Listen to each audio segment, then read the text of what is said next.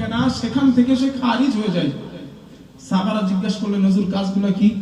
নবীজি বলেন, কোন মুসলমান জানেন যে ওই ব্যক্তিটা মানুষের উপরে জুলুম করছে, সে জালেম, এটা জানার পরেও আমার ওই উম্মত ওই জালিমের হাত মজবুত করার জন্য, তার পাওয়ার, তার ক্ষমতা আরো মজবুত করার জন্য তাকে সাপোর্ট করলো, সহযোগিতা করলো, রাসূল বলেন ওইটা আর মুসলমান থাকে না, ও মুসলমান থেকে খারিজ হয়ে যায়।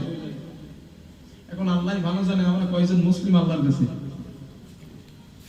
কারণ সমাজে বিভিন্ন পার্টি আছে, TMC, Congress, CPM, BJP, ISF, আরো দল আছে না নির্দল।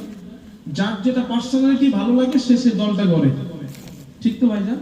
কিন্তু প্রত্যেক ব্যক্তির রাজনীতি করেন জেতার জন্য, হারার জন্য কিন্তু কেউ করে না। খেলা হলো ফুটবল, 16 দলের খেলা। 16 দলের মধ্যে কি কেউ কেউ নিয়ত করে যে আমি দল নিয়েছি হারবো? তাই সবাই কি নিয়ত করে? আমি জিতবো। কিন্তু জেতে কয়জন? জোরে বলেন না। জিতবে একজনই, ফাইনাল একজনই হবে, জিতবে একজনই জিতবে। সবার টেন্ডেন্সি, সিচুয়েশন এটাই থাকে যে আমি জিতবো খেলায়, কিন্তু একজনই জেতে।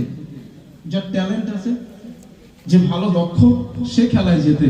তো ভোটের মাঠটাও না ঠিক তেমনটাই, সবাই চিন্তা করে আমি জিতবো, কিন্তু জেতে একজন। এখন এই জেতার জন্য আমাদের সমাজে যত প্রক্রিয়া আছে, রাজনৈতিক বিদ দলের কাছে সব প্রক্রিয়া, সমস্ত ক্ষমতা প্রয়োগ করে যাতে আমি সিটটা পাই। ঠিক বলছি না ভুল বলছি? কারণ কেউ দুর্বলতা থাকে না, রাখে না, সবাই চেষ্টা করেন। এখন আপনি কোন একটা দল করেন, এভরিথিং, আমি রাজনীতি করি না ভাই, আর ভালো লাগে না আমার ব্যক্তিগতভাবে।